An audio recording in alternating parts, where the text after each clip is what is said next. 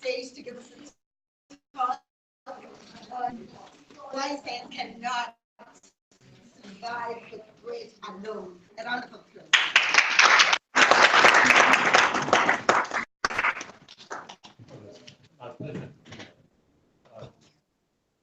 Usually have lots video. of ideas and questions about art, Not getting that.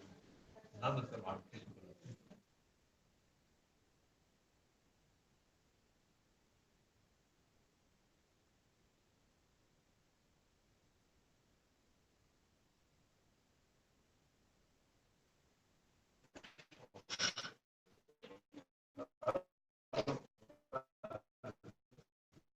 Workshop is quite astonishing. You watch the videos.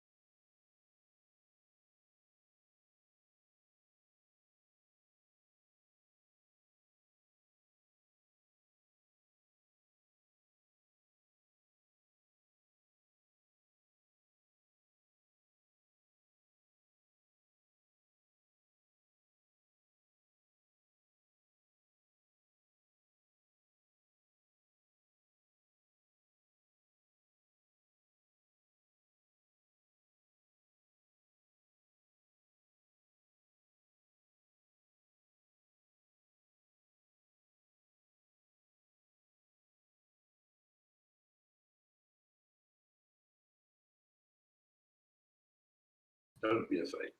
That seems to be the main message. I don't find the explanations particularly good, but they're very popular, which is, I would never have guessed that this is an approach to teach science. Now, I wanted to show you a different approach. The same question is of students at Harvard University. So this video has become very famous. It's called Harvard, the Private Universe. And it starts out, there are even videos about this video. It conveys the privilege of people having big advantages. What it does for them, it gives them enormous self-confidence. It's complete self-confidence. They proceed to answer this question, why is summer warmer than winter? And a voice in the background tells you that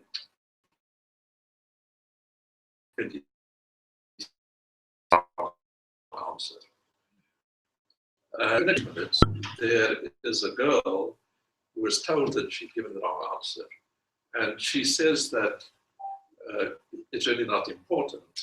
I know no science whatsoever, and it's not been a handicap in my life. That she has a job at Wall Street and she's going to earn a big salary. Why is it important that she should know what science? So anyway, that's another question for you. But let's just watch the first few minutes of this video, up to the point where this girl gives this answer.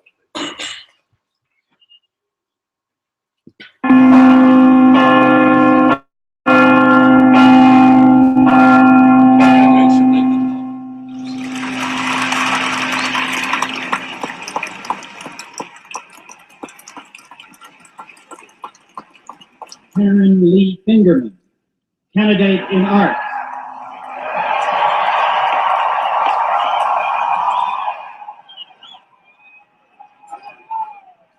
Despite a lifetime of the very best education, students in our classrooms are failing to learn science.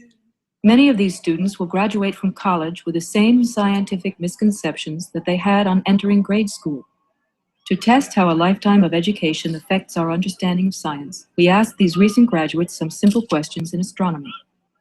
Consider, for example, that the causes of the seasons is a topic taught in every standard curriculum. Okay, I think the seasons happens because as the Earth travels around the sun, it gets nearer to the sun, produces warmer weather, and gets farther colder weather, and hence the seasons. How hot it is or how cold it is at any given time of the year has to do with the closeness of the Earth to the sun during the seasonal periods. The Earth goes around the sun, and it gets hotter when we get closer to the sun, and it gets colder when we get further away from the sun. These graduates, like many of us, think of the Earth's orbit as a highly exaggerated ellipse.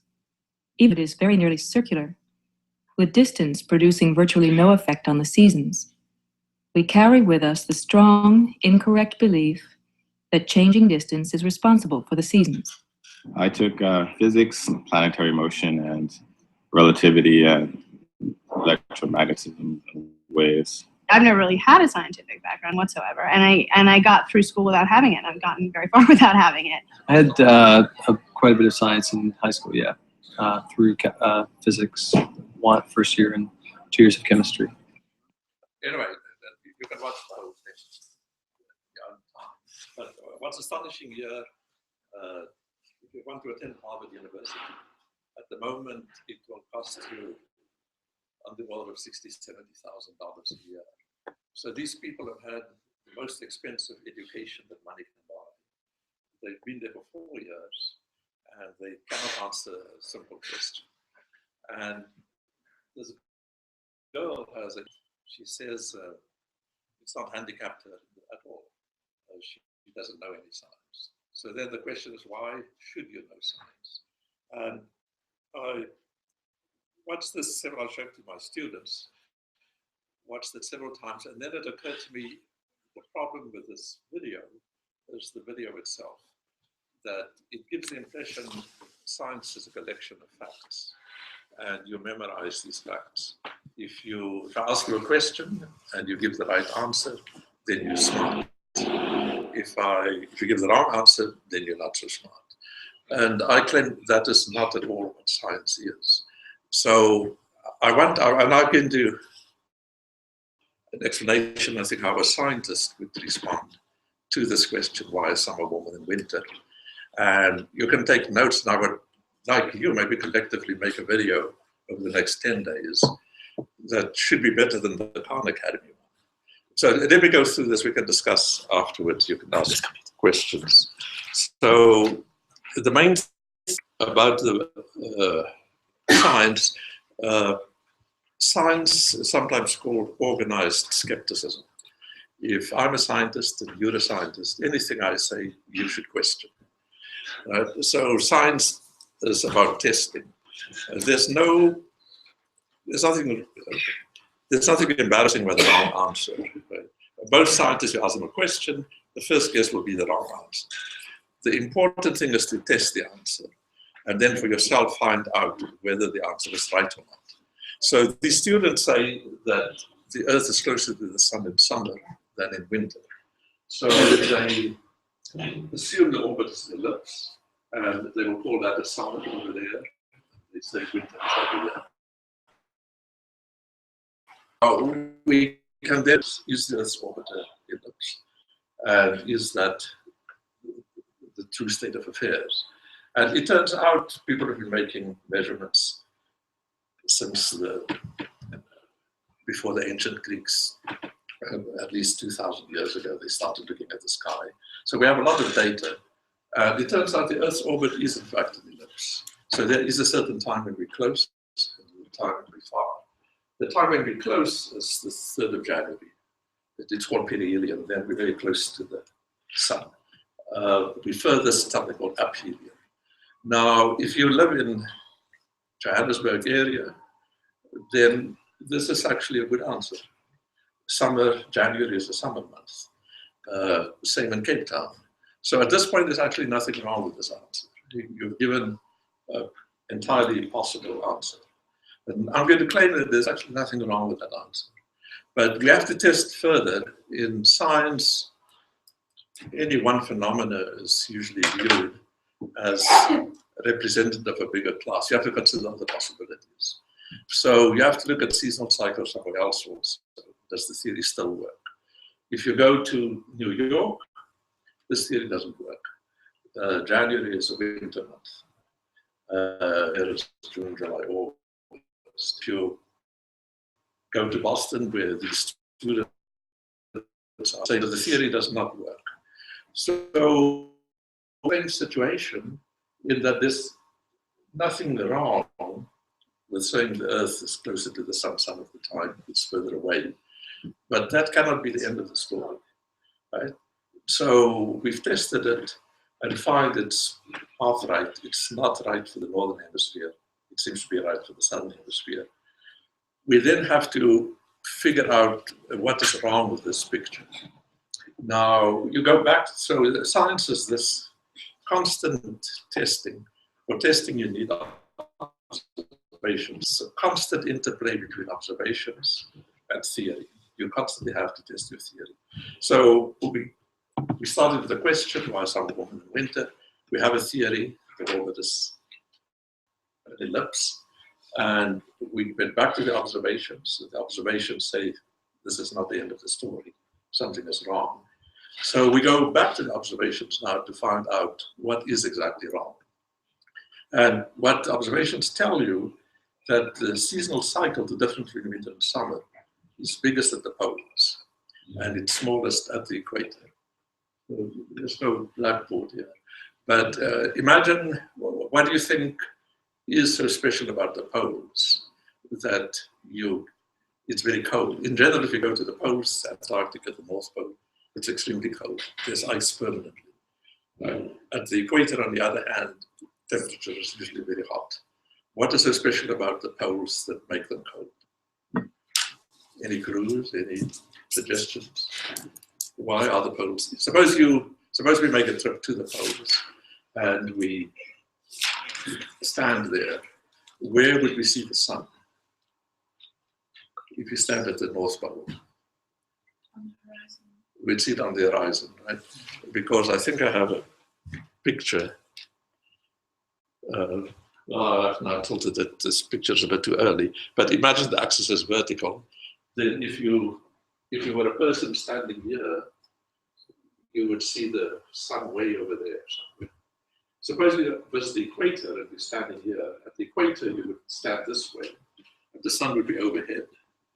Okay. So have a wild guess and say the reason that the poles are cold and the equator is warm is because the sun is very low on the sky at the pole.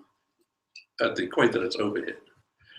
Okay. Now, if I tell you that in summer, the poles do become warm in their summer, how would you change this picture to get more sunlight at the poles? So I gave the answer in the previous picture. Yeah. Tilt, okay. So then the next question is, if I tilt the axis, then I'll obviously get more sunlight at the poles. So the extreme case would be to make the axis go this way and spin about that. Then at the equator, it would be over here. If you have a blackboard, it would be easier to demonstrate. But anyway, you can make a little drawing. If you tilt the axis through 90 degrees, then you would find that the equator has almost no sunlight. And the poles will have a lot of sunlight. It will be the other extreme. Okay, so we considered two possibilities. This is one. And the other one is to tilt this way. Okay, so in reality, our planet does not correspond to either of those. Okay, so it turns out our planet is more like this one. It's tilted at a certain angle. How can I find out what that angle is? Well, everybody knows about the topic of Capricorn. It's not very far from here. If you drive north here, what will you discover at the topic of Capricorn? So in Johannesburg, you're south of the topic of Capricorn, and the sun is actually never over here. It's always at some angle. But if you go to the topic of Capricorn, I think it must go through Zimbabwe. Is it listed in Limpopo? Yes. Oh, it goes to Limpopo. Okay, so people, anybody here from Limpopo?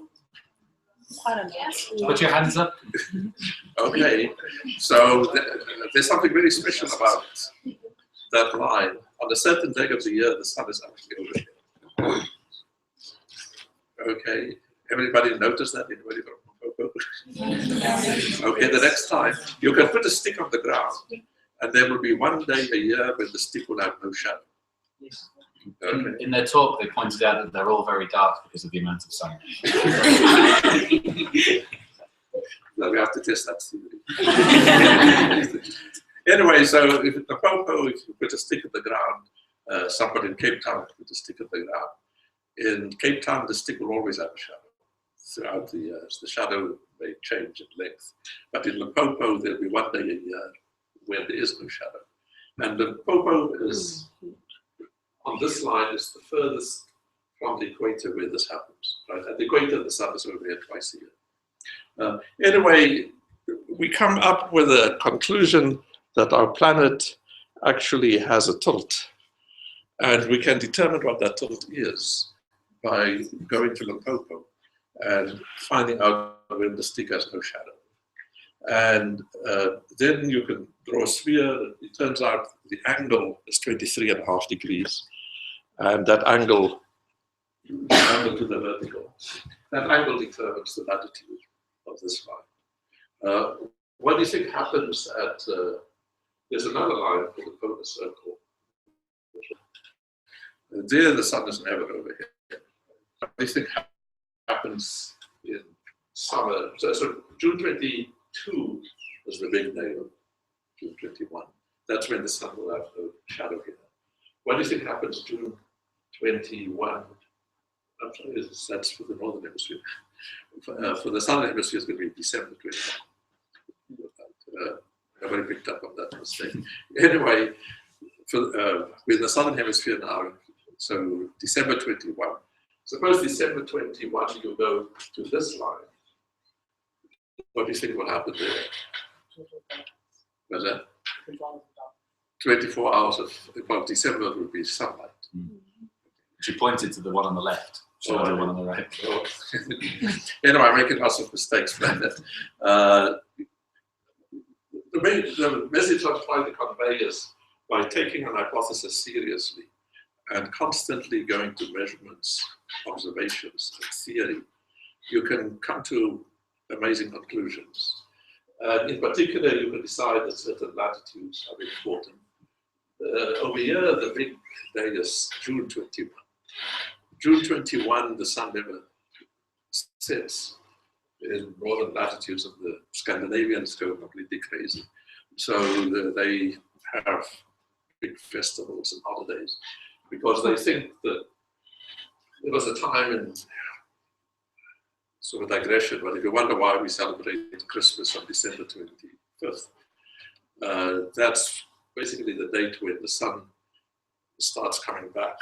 People were afraid the days get shorter and shorter, the sun is appearing less and less. They were afraid the sun will never appear again. And then on this particular day, the days start getting longer and longer. And they celebrated, and today we still continue that celebration, so we now call it Christmas. Anyway, so the celebration of late December started long before Christ was born. It probably started, if we can continue in that vein. What's that? Any questions? Anyway, most of our holidays are actually related to events to do with the sun. Right? If you live in this high northern latitude, the days get shorter and shorter. At some point, the sun doesn't come up at all. You'll get really scared. Is the sun ever going to come back? And then when the sun starts coming back, you celebrate. The days are getting long. Anyway, so now we have two explanations. And the interesting thing is they're not inconsistent with one another. One explanation says that the Earth's orbit is eccentric, because of the sun. The other explanation says that the Earth's axis is tilted.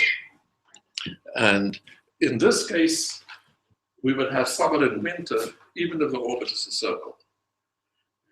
So we really have two reasons for the seasons. This is one reason, and the other reason is the previous one, is this one. So what happens if you add these two reasons together? Then things get even more interesting. We now claim that the Earth is a sphere spinning about the axis, and the axis is tilted. Anybody play with the top? Any of the boys? Men? Nobody plays with the top anymore? Do you know one? Yes. So the top is quite amazing. If I take a coin and spin it, a top can stay vertical. And if it doesn't spin, it will immediately fall over. But the moment it spins, this thing can balance on this point. It's quite an amazing result, but you need rotation. Without rotation, the thing will just fall over. But the moment you give it a big spin, so our planet is a big top spinning like this. If you play with the top and it's spinning about this axis, balanced on this point, and you give it a slight push, then it won't fall over. It will still be stable, except it will precess. Everybody knows that. Precession would be this thing with this axis would actually move in the circle very slowly. So we now have three periods, or three units of time.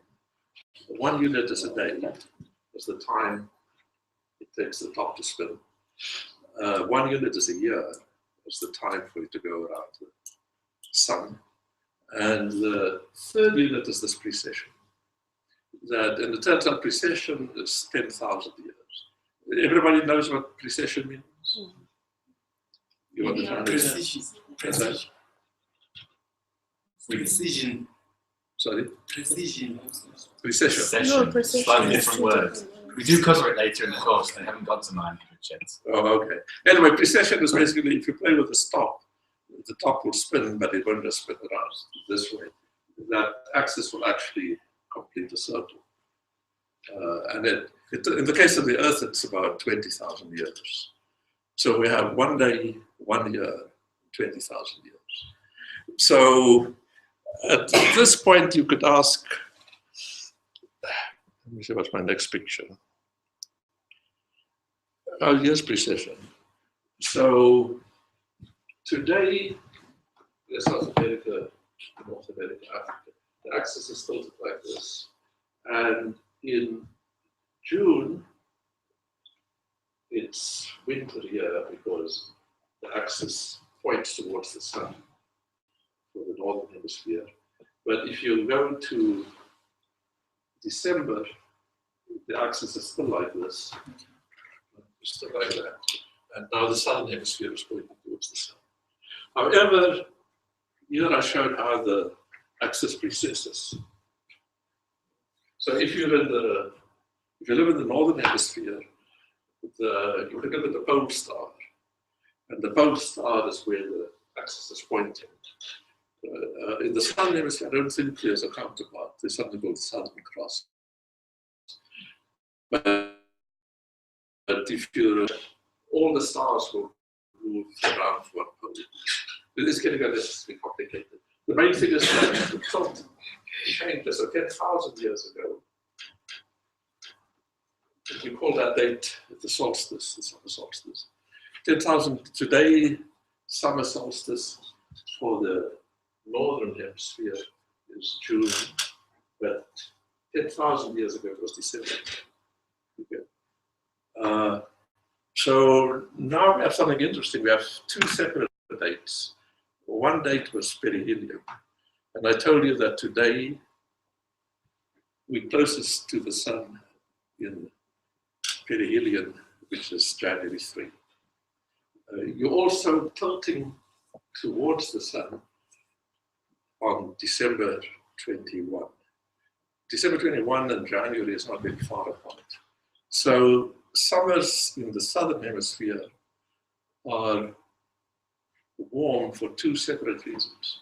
You're getting strong sunlight because of the tilt, and you're getting close to the sun. So you have two separate reasons. 10,000 years ago, perihelion coincided with, we were closest to the sun in the northern sun, not the southern, because of this precession. I suspect this, everybody follows this argument so far? Okay, so we have two dates, but one of those dates, they're constantly changing relative to one another. Today we just happen to be on the planet when one is 3 January, the other one is 21 December. There was a time when it was 3 January and 21 June. Anyway, they were,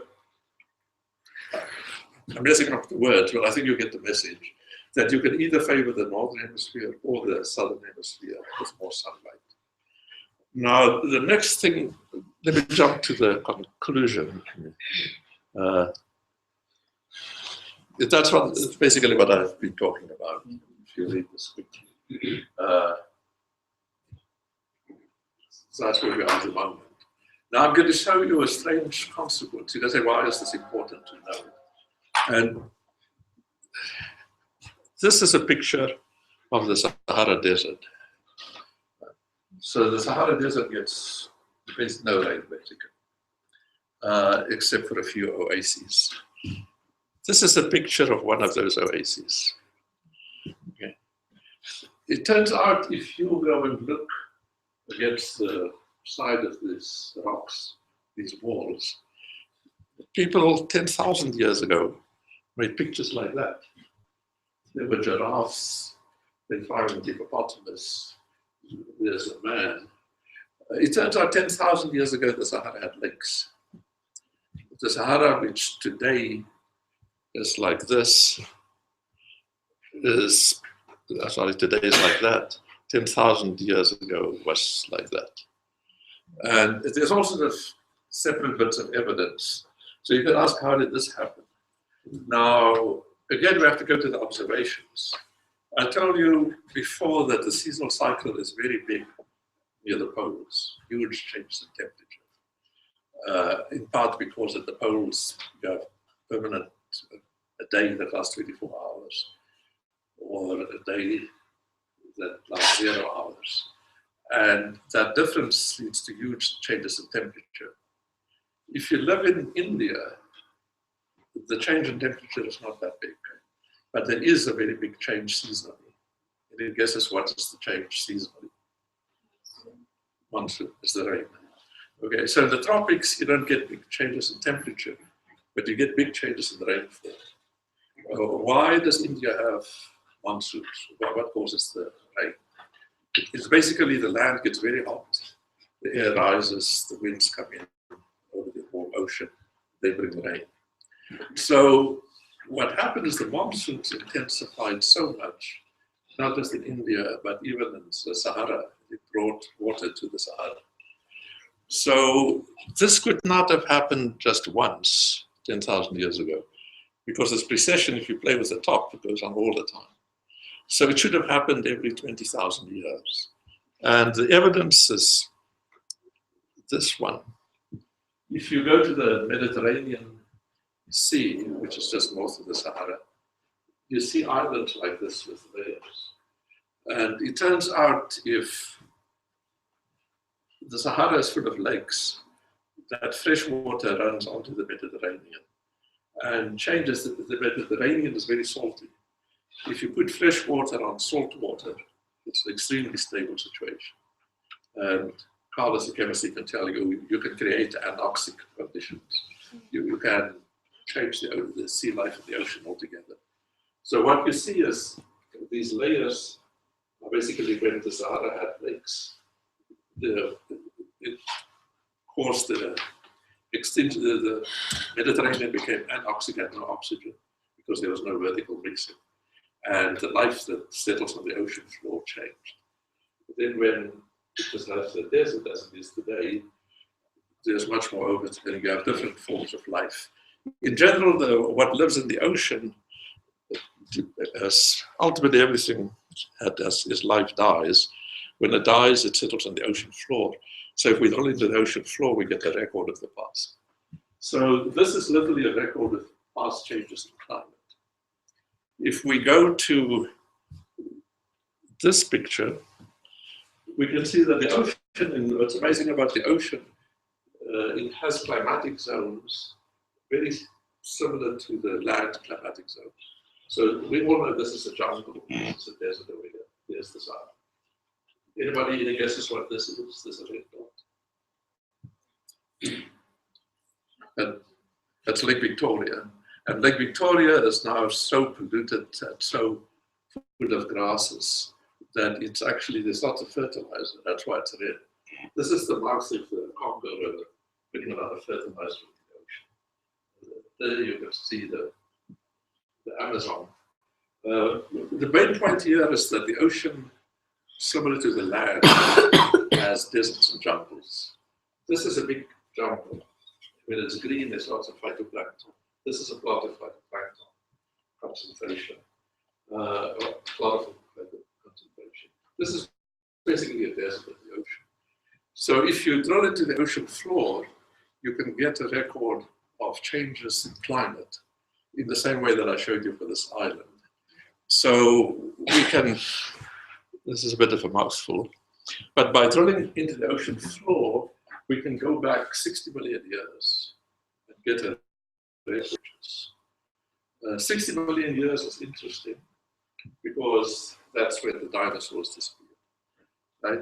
At least everybody, all the males here were boys at some point. The boys are obsessed with dinosaurs. So they all know about this time.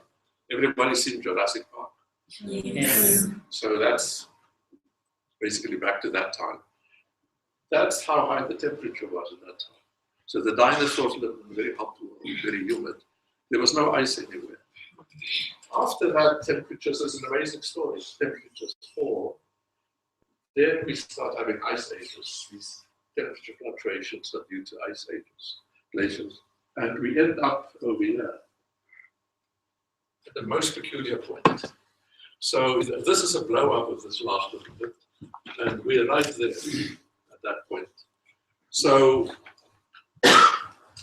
starting with the question why some of them warmer than winter, instead of saying you're either right or you're wrong, that's the end of the story.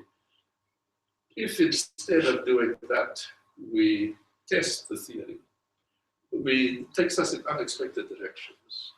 And we can actually learn a lot more. We can learn about the history of the planet.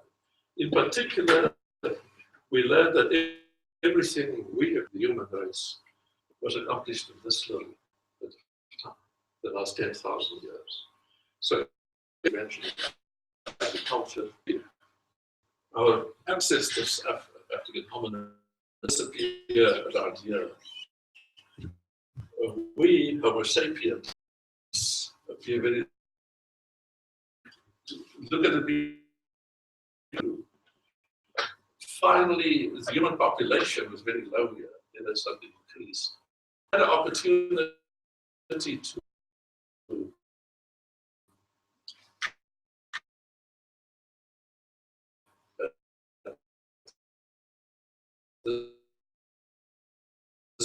at this point, but we were just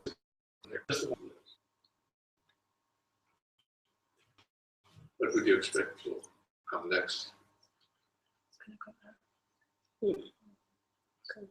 What is in the you have to make a prediction. In what? Well, we'll have another ice age. Yes. So on the basis of the geologic record, you will predict that ice age is imminent. However, we have more information. Here's the same that we produce this. And on top, I've put CO2. And you see this spike.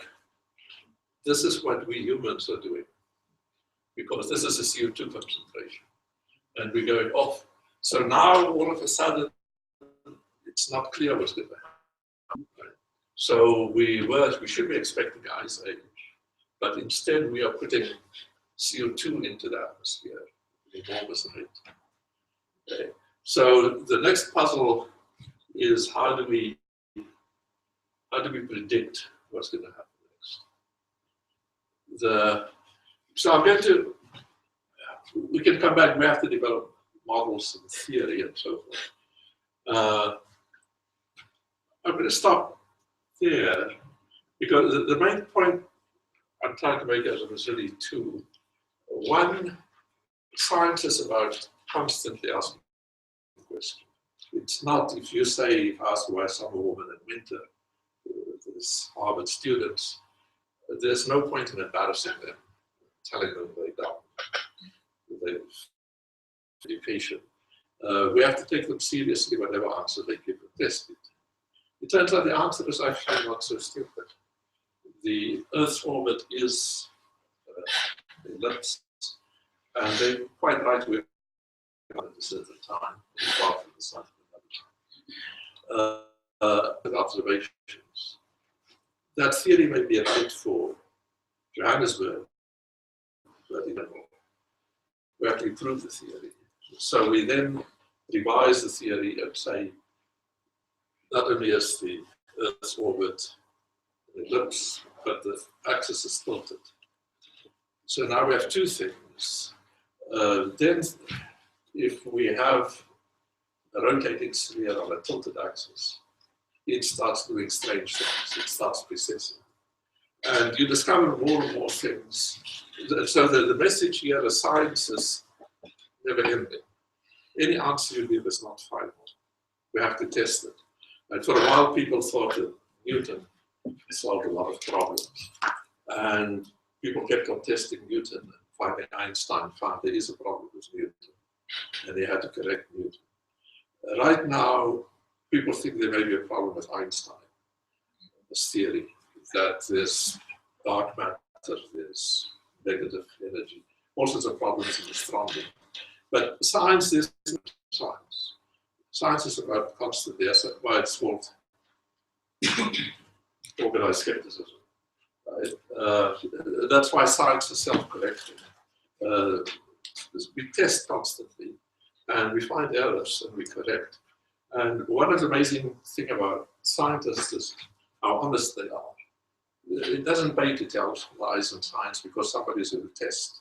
You can do some experiment and get some result, claim something. In due course, somebody will test your thing, show you wrong, possibly. So it's best to be very honest. You're going to get embarrassed sooner or later. There have been occasions, science collectively progresses, and it's very honest. Individuals can obviously, can't trust them. And even collections of individuals can go wrong. And there have been many occasions in science history when we were on the completely wrong track. The most famous one is eugenics. At some point it was decided that only the better people should reproduce.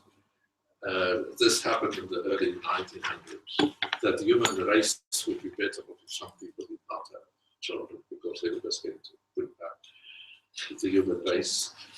This was actually enforced. The Nazis, Germans took to the extreme. At that stage, it became unfashionable. It now turns out that eugenics was nothing but racism, without any foundation. So science in the long term is self-correcting, but in the short term, we can make mistakes, and we guard against it by testing. Okay, so your assignment is to go back to see if you can have an explanation. I can count and give you copies of the pictures, whatever. See if you can, if you must have at least brother or something. See if you can explain what your parents, why these Harvard students, you can even show them the video of these Harvard students talk complete nonsense after 4 years. We should not we shouldn't embarrass them, make them look like fools. And just more generally, everybody knows who Jon Stewart is. Everybody knows. Not quite. I mean, who is Jon Stewart's successor? Everybody knows who he is.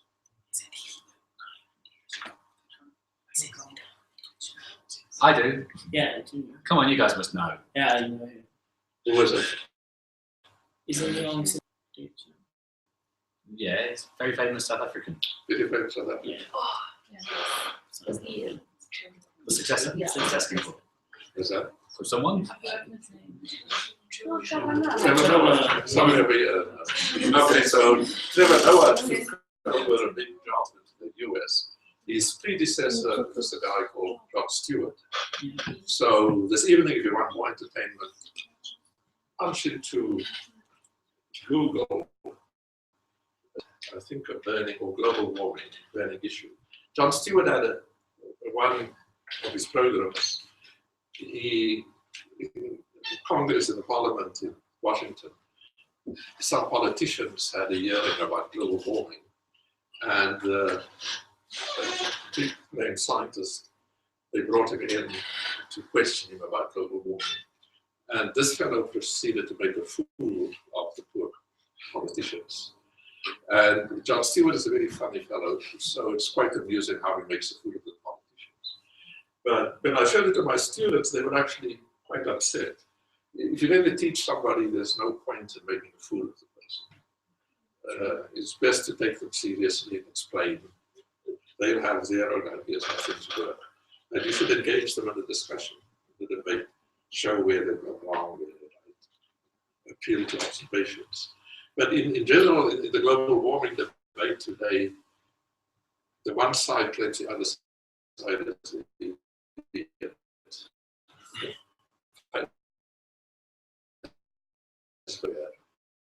And instead, it should lead to an interaction between the people with the wrong answer. Point out to them observations, how you test. Anyway, so your assignments, have a look at the Khan Academy video, Why Summer's Warmer. It's a really boring one in the spirit of this Harvard one. They make little whatnot. I don't see how anybody learns anything from that video. See if you can do better.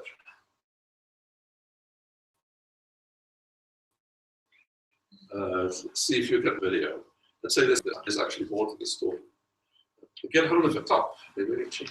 Go outside, play with the top, see what happens. The top's an amazing thing. That with this peculiar shape could actually stand vertical and be stable. It's quite astonishing. And most people don't fully appreciate what is so amazing about this thing. So you can use very ordinary toys, tools. Put a stick in the ground, roast on a popo, tell us when the stick has no shadow. There's lots to be learned just by looking at how we take for granted all sorts of things that are actually quite amazing. What we're hoping, we can talk about it afterwards. But anyway, so there are two things I want you to know about science. The one is, any scientist is obliged to be skeptical. You must constantly test. Now, the second one is the one you're going to present now, is science can only deal with some problems, not with all problems. And Carl tells me you've been worrying about the fellow at the equator. Okay, that raises issues which are really beyond science. And most people don't seem to realize that global warming is another ethical issue. It has aspects that's beyond the scope of science. That we have to, that's why everybody has to get involved. There's a famous European statesman. He said that it's too important to be left to general. Right? In the US, the chief is a civilian. He's chosen, elected by the people. Leaves the generals their business making war, so it's very dangerous to have them decide when you should have war. I would argue that It's too important to be left to scientists. That's why it's your job to educate everybody. They should be aware of this type of thing. They should know what science is about, how we get to our answers. And a picture such as this one has a wealth of information. Most people, everybody knows about dinosaurs. Almost nobody knows about what happened after that. Nobody realizes that we're at a very special stage. So let's move on to the second issue. Why is science so limited? Science cannot tell you how to live your life. Science can only tell you how things work. What you do with that information is up to you.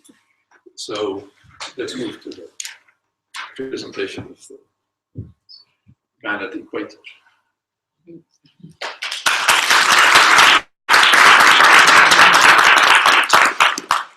Why don't you answer some questions first, George? Oh, okay. Any questions? Comments, suggestions? Okay. Thank you very much. The presentation was very informative, and we do feel blessed to have you in this workshop. My question is based on the very graph. Firstly, your very own opinion, where do you stand on the idea that we once had a snowball Earth? And if indeed we did have one, how do we avoid then the progression towards a fireball Earth? Yes, did we have a snowball Earth? Was that the question? Firstly, that is, did we have a snowball Earth? And if we did, looks like then we are progressing towards a fireball Earth. How do we avoid A fireball Earth. like if the temperature continues to rise and rise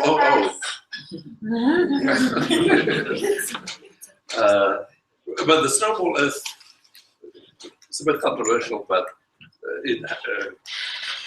some people think it did happen. But very, very long ago. Let me see if I have a picture. 4.5 billion years old. Snowball Earth there was life on Earth. I have a lot of how do I get to see all my, I've got to see all of the pictures. I may have one there. Anyway, so using these methods, we can reconstruct temperature back 4 billion years. If there was a time, some people think it happened twice, when, yeah, I'm not sure I have the picture. Let me just see quickly.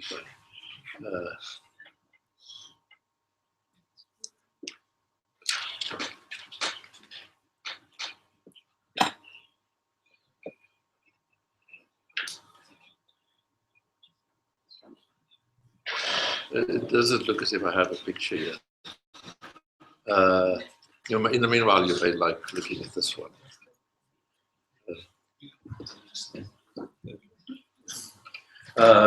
Anyway, the snowball, there's some controversy. But people do think it did happen. As I said, it happened before